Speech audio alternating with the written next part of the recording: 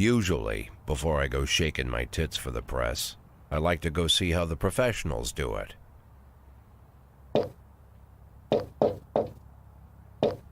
Some might say the chief of police has no business in an institution like this, but in fact it's the quietest and safest place in town.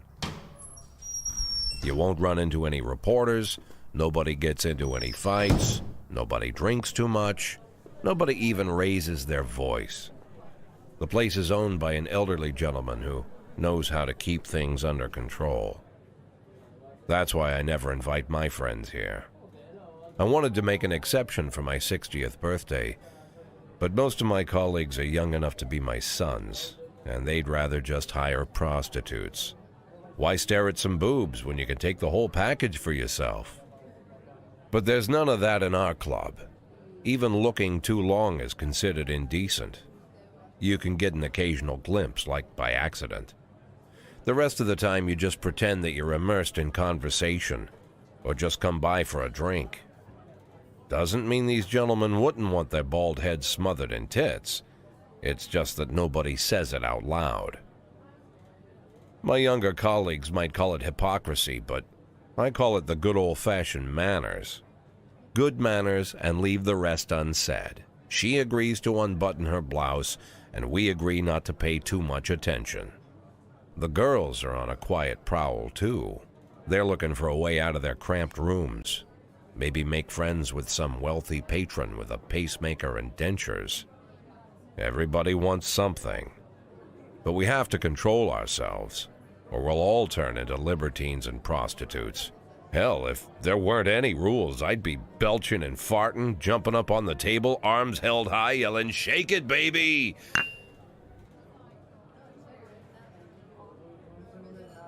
No idea how I got so barbaric.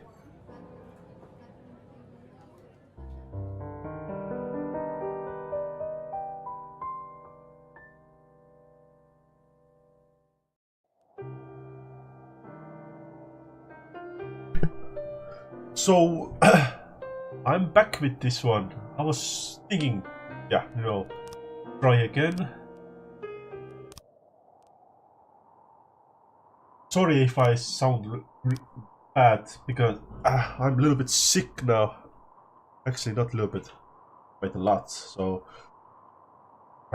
sorry about, my voice. But, let's start with this business. So, let's load. Wait. Okay. Yeah.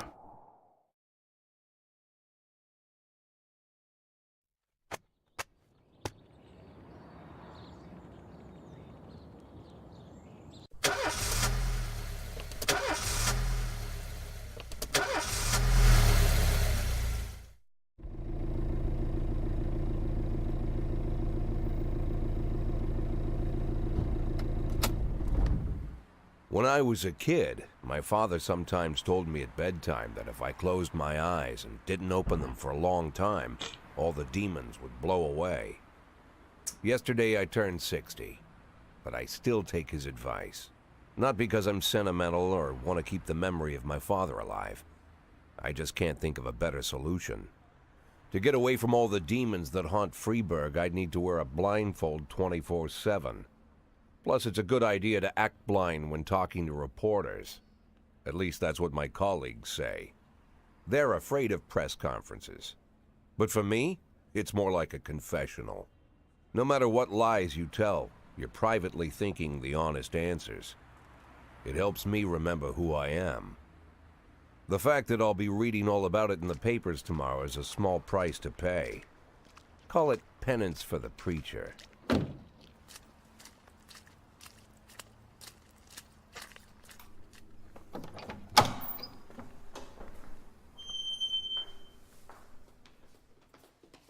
This is the first time I'm afraid of those answers my mind has given me. Not because I'm mad I'm losing my job. Though it's true, I'm mad as hell. Not because I subconsciously blame everyone else. Though I damn sure do blame them. And don't even ask me what my next move is. I can't imagine. But even that doesn't scare me. The worst thing is, I know I'm gonna have to do something. I'll be damned if I know how far I'll go. I may have a lot of vices, but predictability isn't one of them.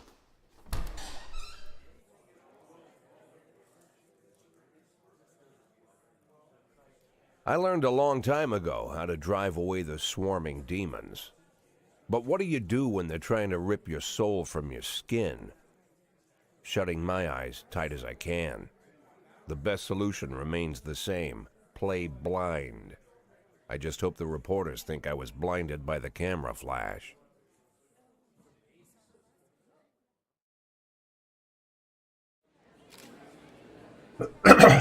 Okay.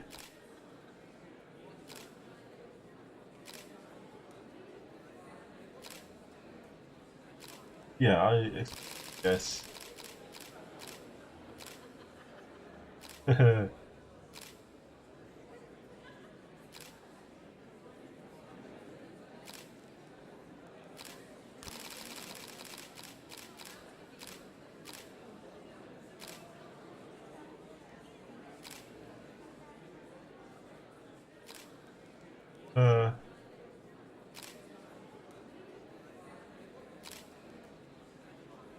uh, yeah, no way.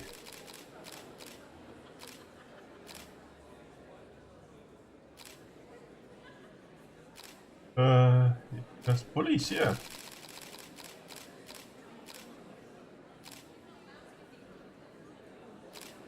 This is...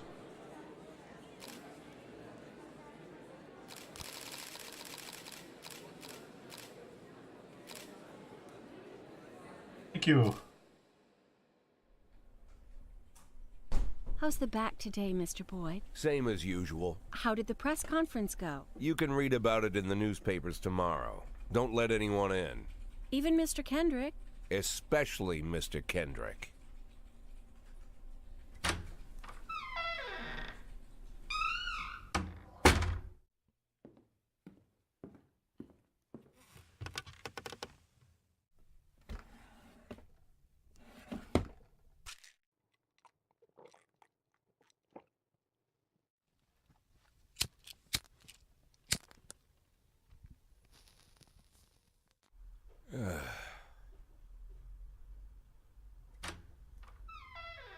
As soon as I heard the door creak, I knew what face I'd see.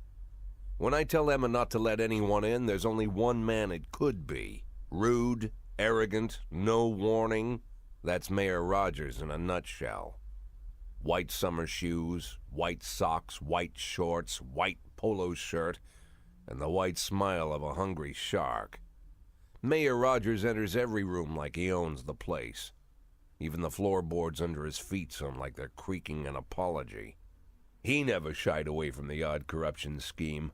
It's like the devil walks behind him. In the movies, the villains controlling the city play golf with the judges. Rogers plays tennis with them instead. That's about the only difference. Jack, I was hoping to catch you after the press conference. You ran away so quick. There's no smoking at City Hall. No reason for me to hang around. Well, this morning I signed a ban on smoking in all public buildings. Soon you won't be able to smoke here either. Soon enough, I won't be here at all. That's what I wanted to talk to you about. The people of this city like you, Jack. The police chief of all people. Don't betray that, Jack. Don't get wrapped up in any schemes. Sit nice and quiet for the next 180 days, and you'll be remembered as a hero. That's the only thing that you still have left. Be the hero. Then how am I supposed to scrape together a retirement fund? You had a million chances to secure a luxury pension, one that even I would have envied, although I've never set aside any money for myself. I'm not planning to retire anytime soon.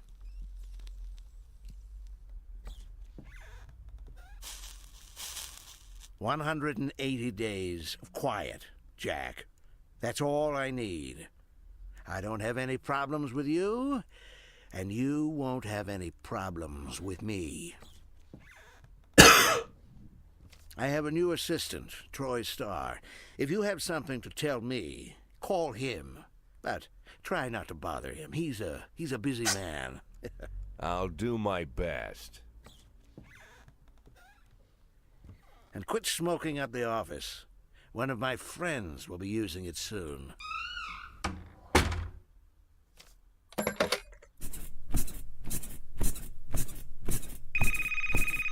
Oh, I'm sorry, babe.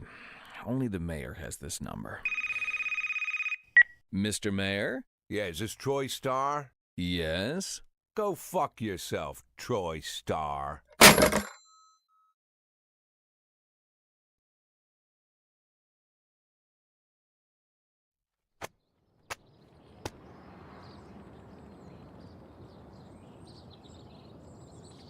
Yeah.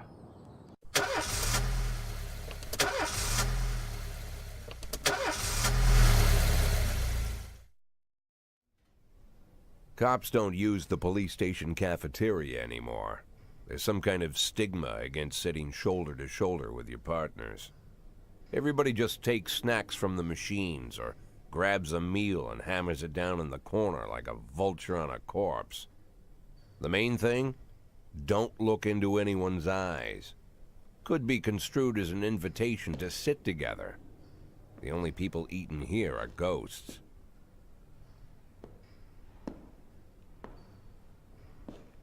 My deputy, Francis Kendrick. He recently became one of those ghosts. The subject of one of the most devastating corruption scandals in the history of Freeburg. No evidence to support the accusations, but everyone knows Kendrick's days are numbered. I need that file I asked for. Needs to be ready tonight. Francis didn't say anything, but I understood. Ghosts aren't supposed to talk. Besides, I got a feeling he was already finished.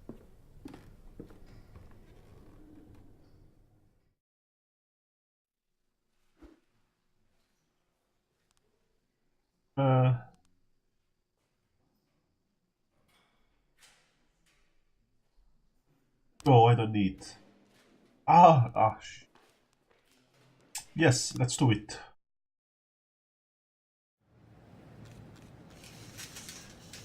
Oh yeah, I like this book. Oh. 110B in progress. The run. Will. Oh, she will go.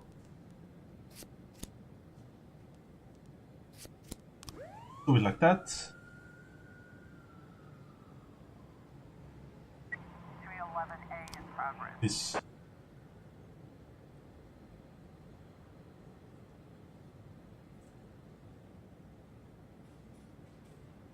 Okay. 100. It.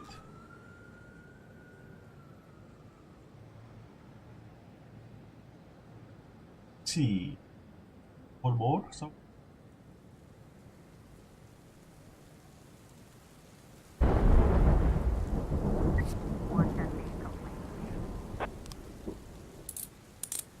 Nice.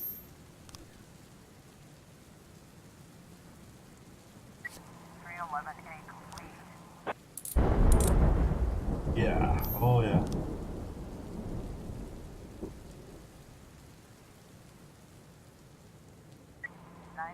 In progress. Perfect.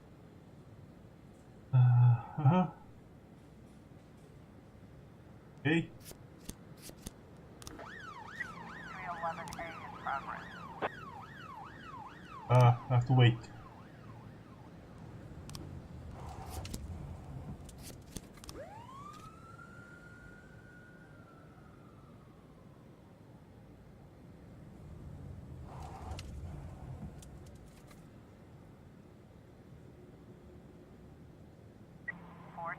In progress. Dus het hier is het dak.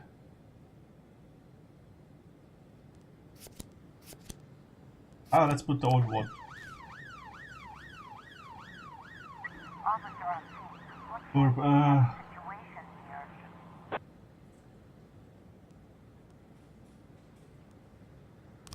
oh, 910C complete.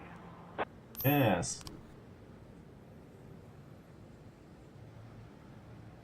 311A complete. Oh yeah. You're catching people. Good, it's good.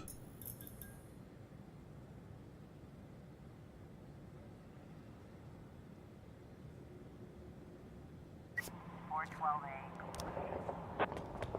Oh, come on!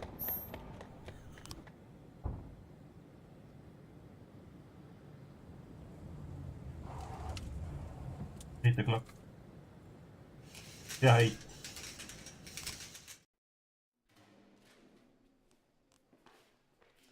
Oh, okay. Strange name, but okay. Used to be when I asked Kendrick to stay late at the office, he liked to grumble and crack wise. Nowadays, he doesn't have the strength for it. Slumped shoulders, blank stare, wrinkled skin. The past few weeks, I don't hardly recognize my old friend.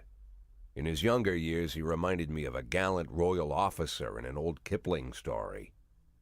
Kendrick isn't just crumbling under the weight of the public pressure, but from the shame of it all. Internal Affairs raided the library he inherited from his grandfather, hoping they'd find buckets of cash stashed in the pages. Heard about the look on his face, the fearless policeman standing helpless in horror. I've known Francis for 30 years. The past 20 years he's played loose with the law. And I know that at a certain point every stolen dollar brings more misery than anything else. Probably sounds crazy, but I sympathize with the guy. What can I do? Your friends are your friends, and these are the waters we swim in. Called all of the people on that list today. Now they know you're in business, so you could get a call from any of them. You don't need to worry about any of them. I've cleared them all. And what kind of business are we talking here? It's nothing too serious, just like you asked. Should be just a few small favors. Payments will vary depending on the situation and who you're dealing with.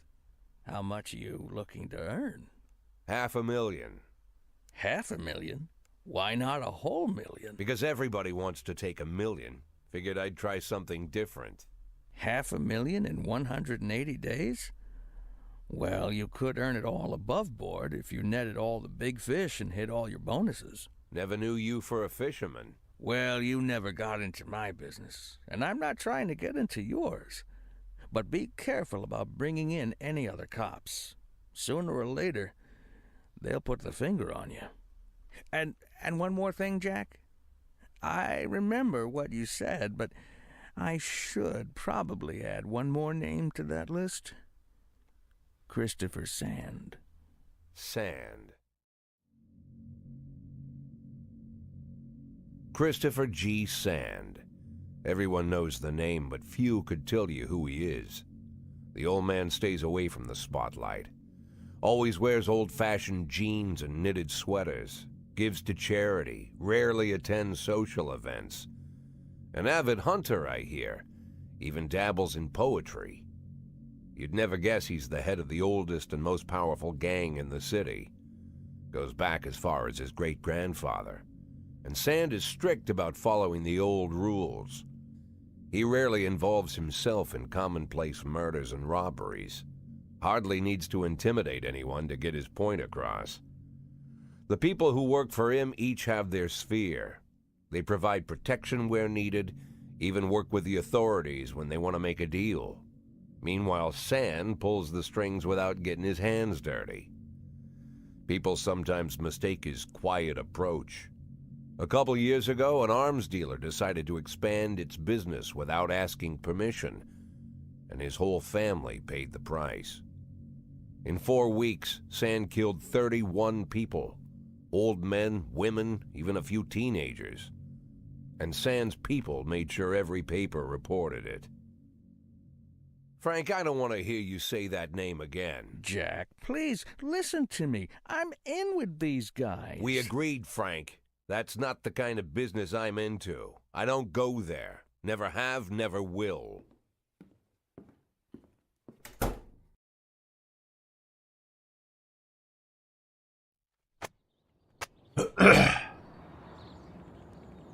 Okay. Nothing interesting. Newspapers.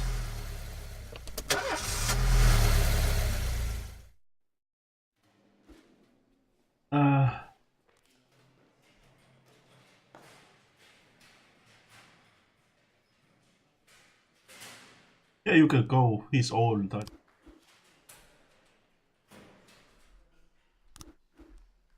Wait.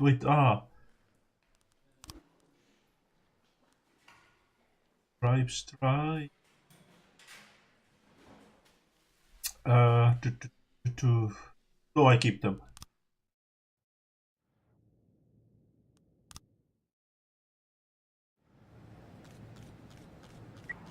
In progress.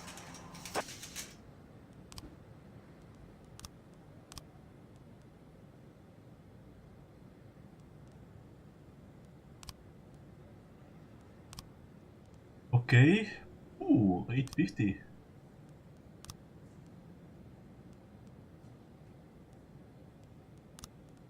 A.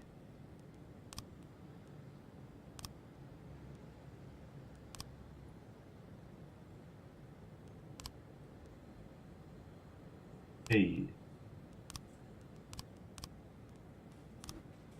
So, wait, what's...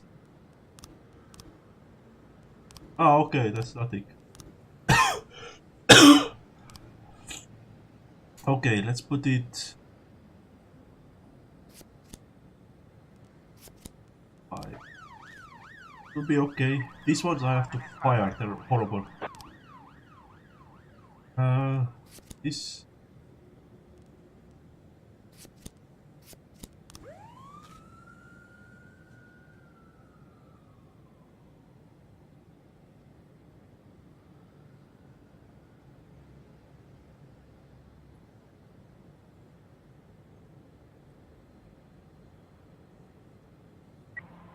In progress. 11 complete. Oh.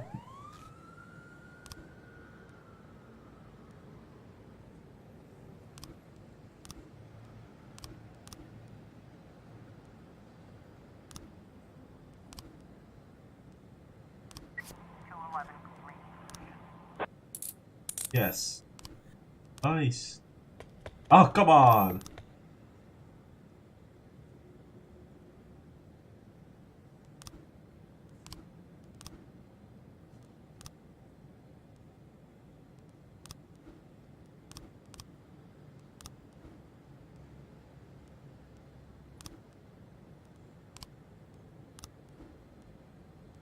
Okay.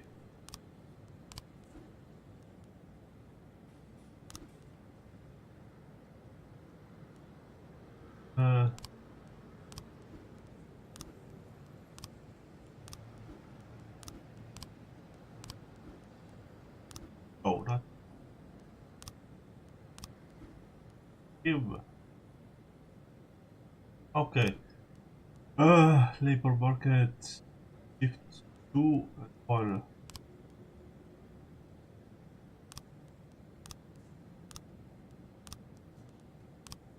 B. Perfect. 1210 complete. Ah, come on!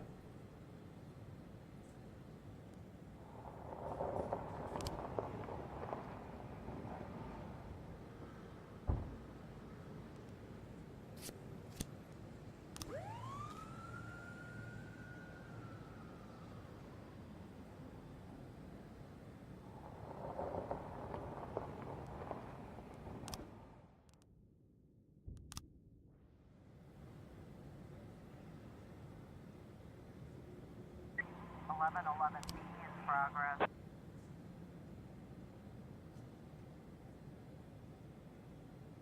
Okay.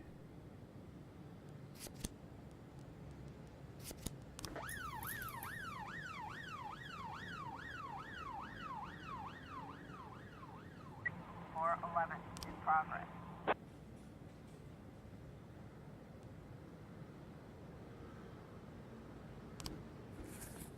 Ooh. Really? Accurate. Other.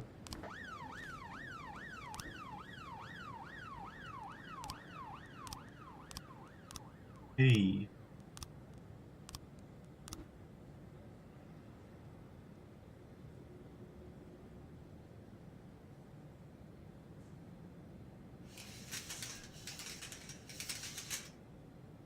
We've got a situation here.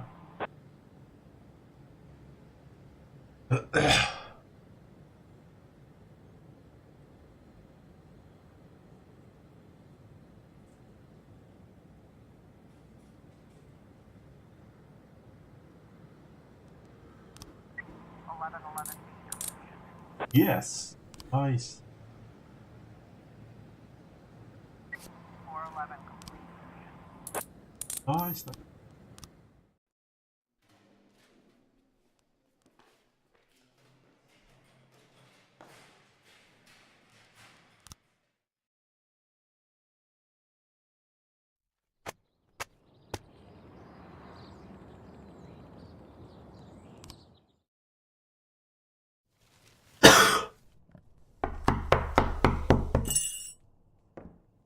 Whenever I'm alone at home and there's a knock at the door, I always hope it'll be my wife, Laura.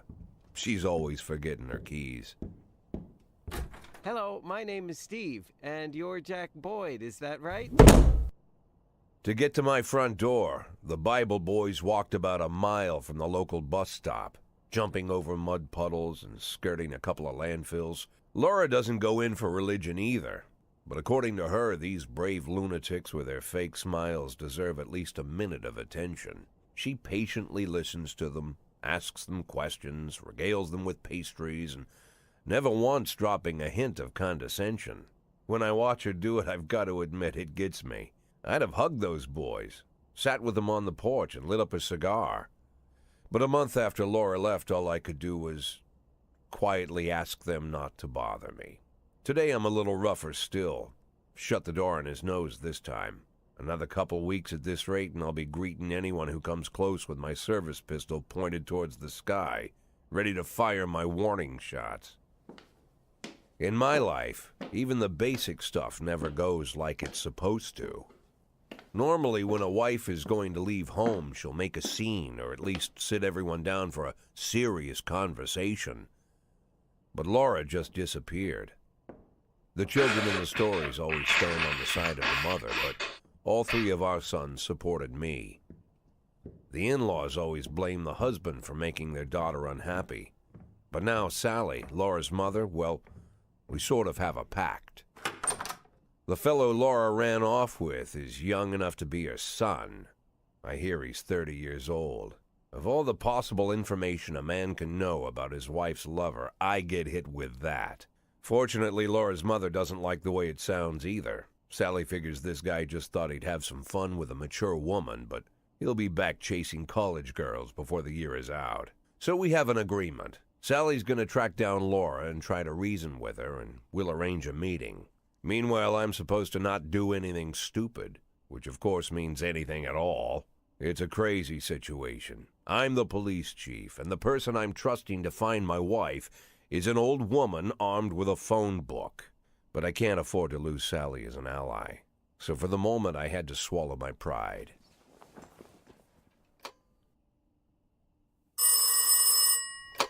Hello. Mrs. Markham, this is Boyd. Oh, is there any news? That's what I wanted to ask you. Have you found anything? An address, phone number? Have you spoken to her? Don't worry, Jack. I've narrowed the range to 2 suspects, or whatever you like to say at your police building. At my police building, we find people faster than a funny old woman chirping on the phone with my wife's girlfriends. Oh, you're an old man, Jack. Come to your senses. They'd give us straight odds on the street. But I've got more energy, Jack. Maybe you think I'm a foolish old woman, but I go to my book club, argue with the girls about Byron, and it gives me energy. I talk to my dogs, and it gives me energy. And you have nothing, Jack. You don't even have a hobby. You got no passion. It's why Laura left you. Let's not go back into that, Sally. Find my wife, and we can discuss my hobbies later. I'm waiting for your call, and my patience is running thin. Laura, if you've stopped loving me, I'll let you go. I can't expect the impossible from you. Just don't let me die out here, okay?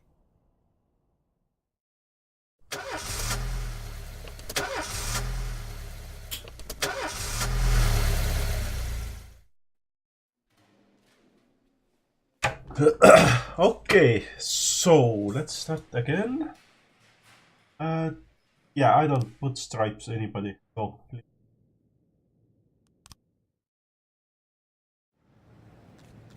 Nice, 7,000. Money, money. Well,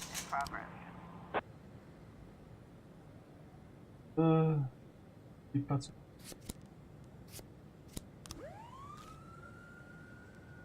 this. Right. Okay, lead. Put you.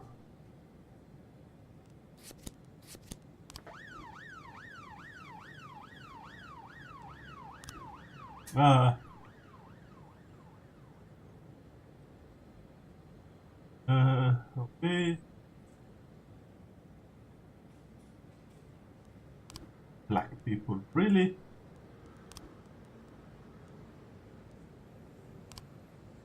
Fire, no. Fire, no.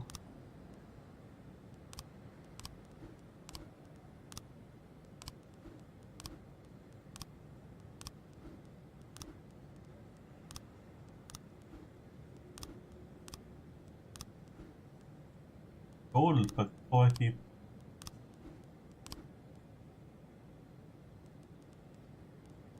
Ooh, I need people in P.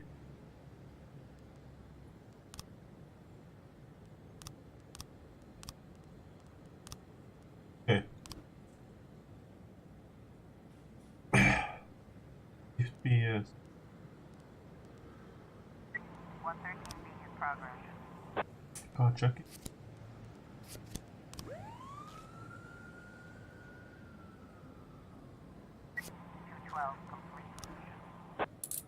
Yes. Nice. Mission?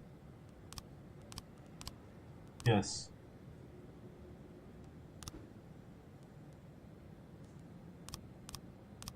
More pictures. Need anything else right now? Need the pictures.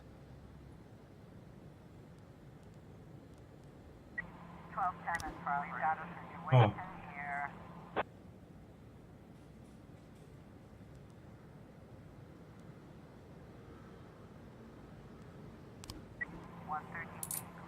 Yeah. Oh, come on. Right. Boss one's dies.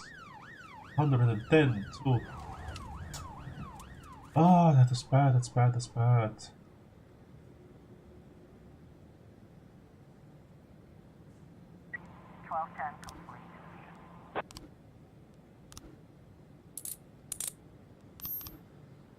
Ooh, that's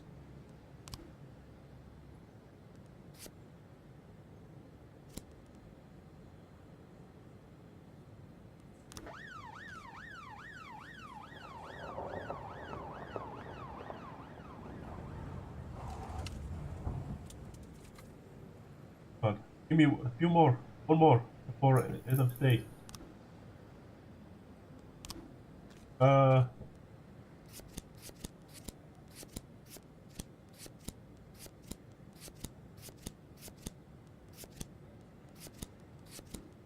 Yeah.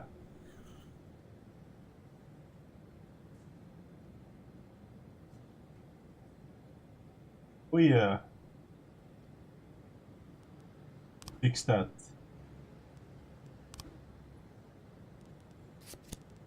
Go, let's get big ones.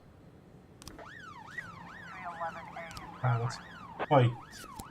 130. Yeah. Arrest them. Ooh. Then let's go.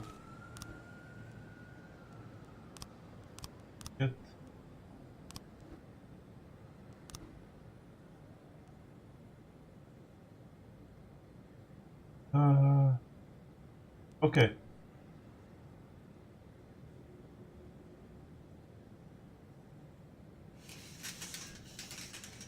Hey.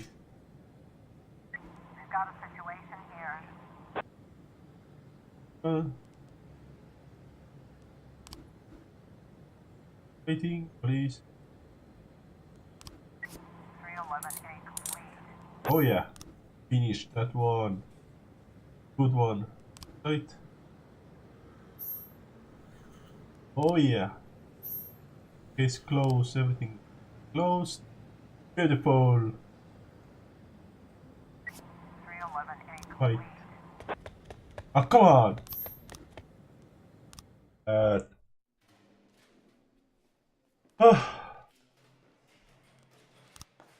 What you can do? You can win all the time.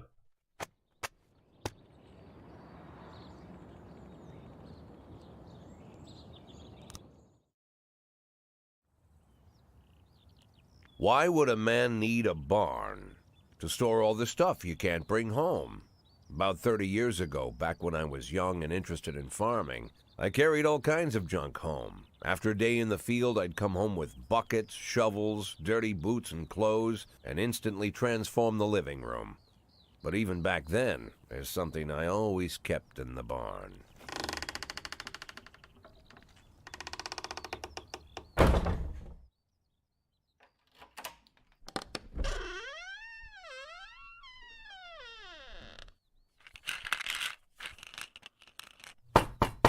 I stopped keeping my pills inside the house because every time I was about to take a triple, someone would knock on my bedroom door.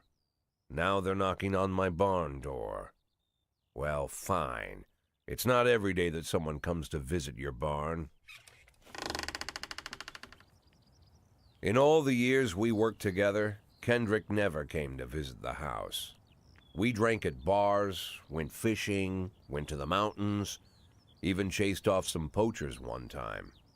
But he never came for dinner with the family. We never watched football over here. And now he's brought his friends to visit my barn. I always try to look unsurprised, like it's an everyday thing to get visitors at the old barn, especially guests with their own personal bodyguards. But Kendrick is sharp enough to see he's caught me with my pants on backwards. Sorry for the surprise, Jack. We saw you from the car. Figured we'd find you in here. I'm going in for a minute, fellas. These guys will wait outside.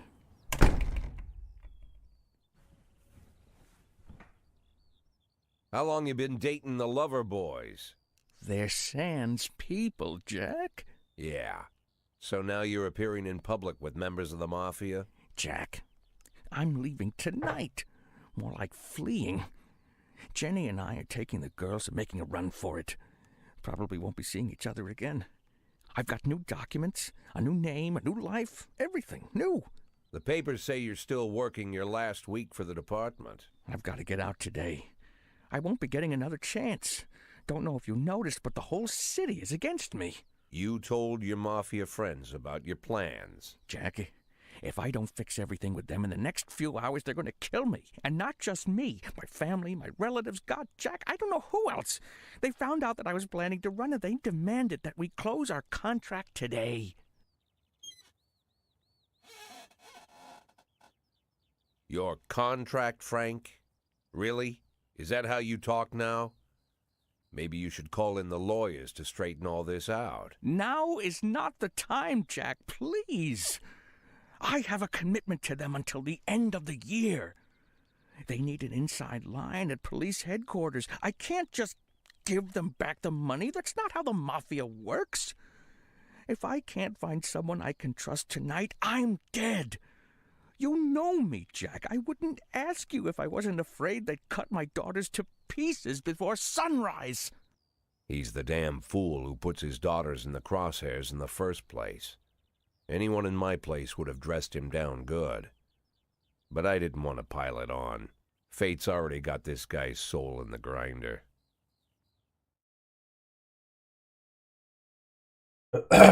Okay, last time I didn't help him. So, yeah. This time I will help. Give him my phone number and tell him it's done. Don't call me. Don't come to work today. I don't want to see or hear from you again. Time for you to go. Jack, Get the fuck out of my nice cozy barn, Frank.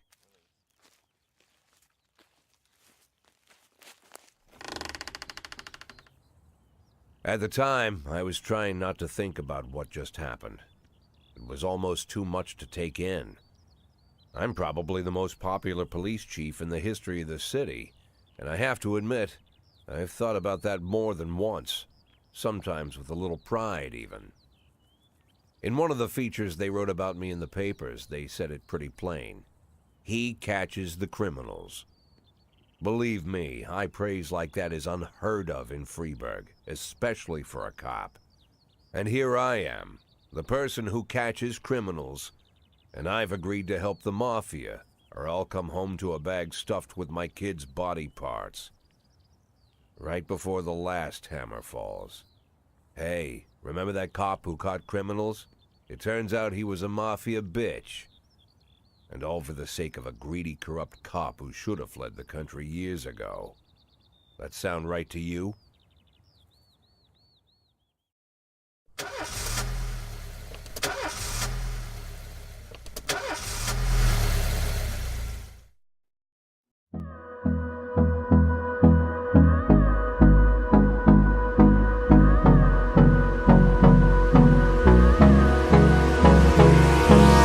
Hold me close till I get up.